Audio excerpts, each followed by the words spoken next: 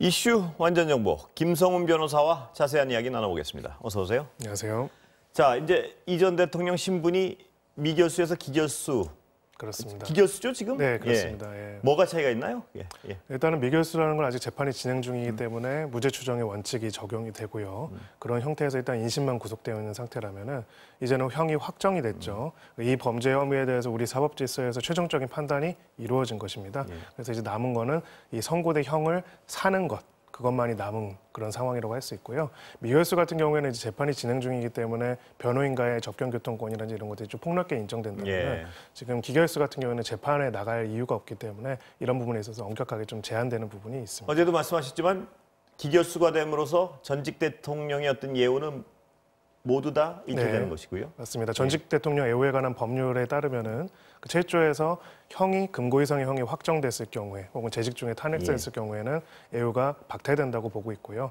유일하게 남은 거는 필요한 이제 기간 동안의 경비, 경호는 인정이 되는데 지금 뭐 수감 생활이기 때문에 일반적인 그런 경비 경호가 불가능한 상황이기 때문에 결과적으로는 모든 예우가 박탈됐다 이렇게 볼 수 있습니다. 어제 이 전 대통령이 어떤 나와서 자기 본인 입장을 발표할까 말까 뭐 여러 가지 추측이 있었는데 그렇죠. 결국은 변호인단 발표대로 아무 발표를 안 하고 나갔는데 그런데 역시 변호인 측 통해서 남긴 말은 있었습니다. 나를 가둘 수 있을지언정 진실은 가둘 수 없다. 그렇습니다.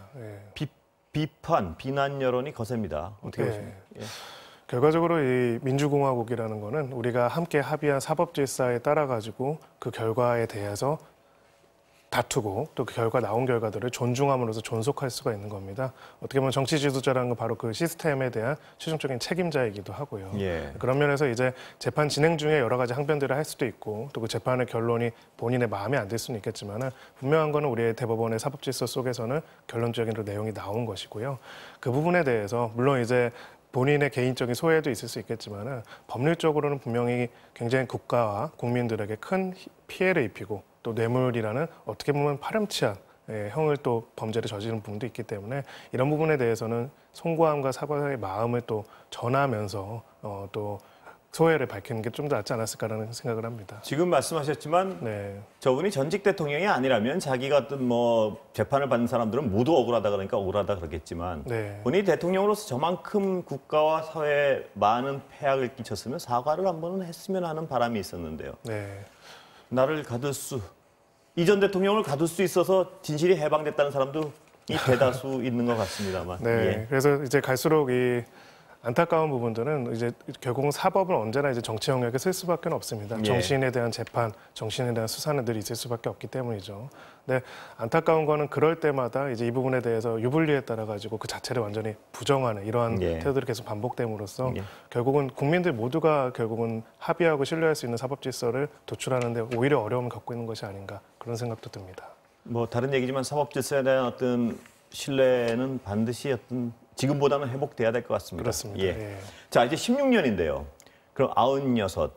그 96 되기 전에 나오는 방법은 사면이나 아까 어제 말씀하셨지만 형집행정지 두 가지 방법밖에 없는 거죠? 그렇습니다. 특별사면이라는 정치적인 결단이 이루어지거나 아니면 형집행정지라는 이제 관련된 절차를 따를 수밖에 없는데요. 형집행정지 같은 경우에는 원칙적으로 검사가 이제 관할을 판단을 하도록 되겠는데 기본적으로는 검사 입장에서는 이런 부분을 판단하는 데 굉장히 좀 어려움이 있을 수 있고요. 또 일반적으로 약간 수용 생활이 어려울 정도가 아니라 확실하게 객관적으로 의학적으로 계속 수용 생활을 하다가는 이제 혹시 생명이라든지 이런 부분에 불상사가 발생할 만큼 이를 정도가 되어야지만 인정될 가능성이 높습니다.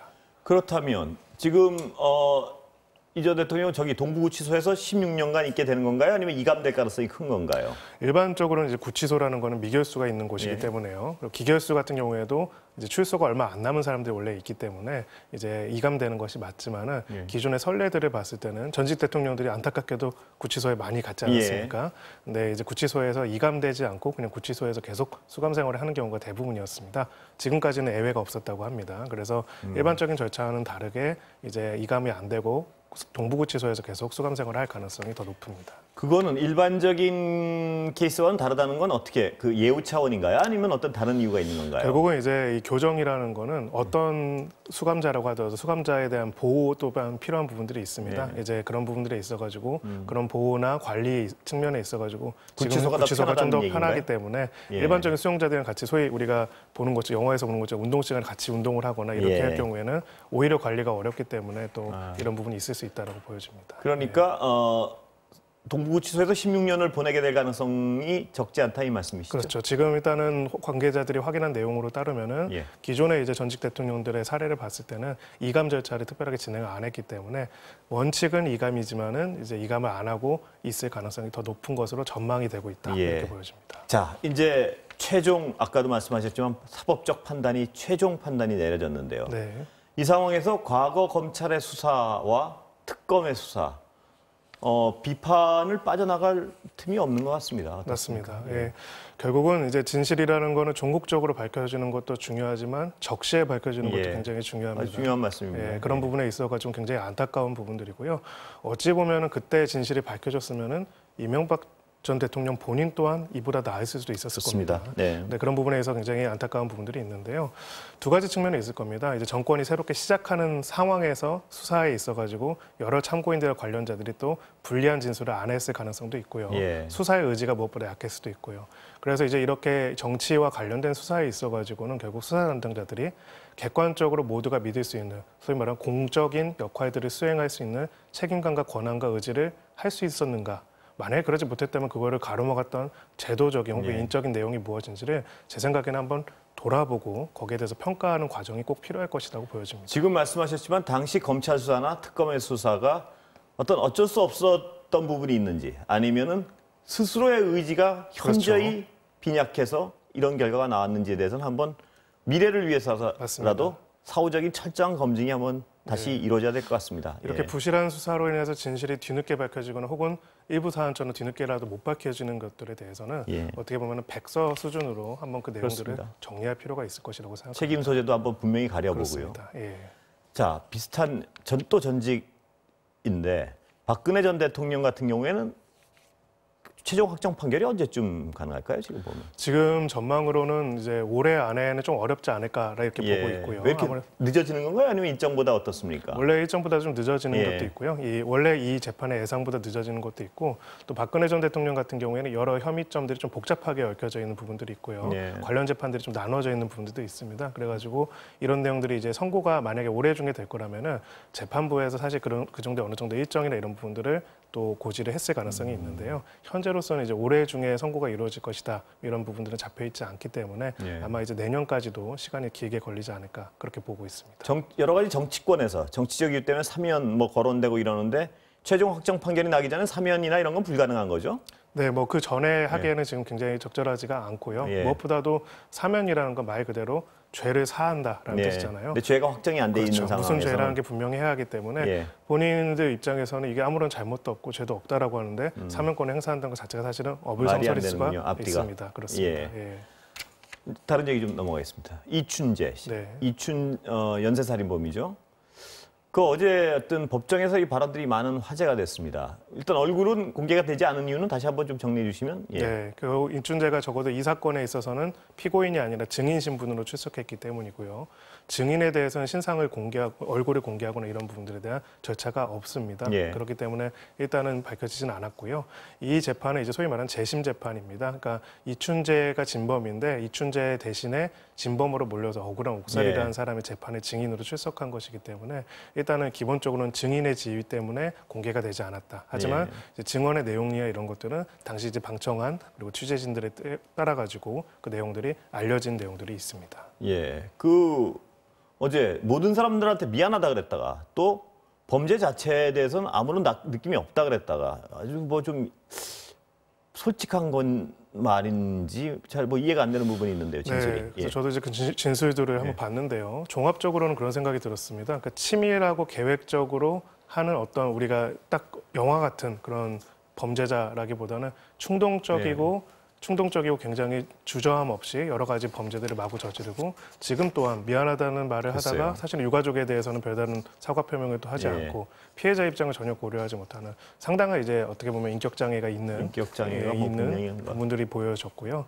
뭐 이것 또한 다행이라고 할 수는 없지만 그럼에도 불구하고 또 이 사람으로 인해서 정말 잔혹한 범죄, 미성년자를 성폭행해서 살해했다라는 누명을 쓰고 재판에 갇혀져 있던 사람이 이제라도 좀 누명을 벗고 관련된 내용들에 대한 회복이 명예가 회복될 수 있기를 좀 바랄 것 같습니다. 그 말씀 나와가지고 일단 지금 상황으로 보면 죄를 뒤집어 쓴 게 거의 분명해 보이는 피해자가 있지 않습니까?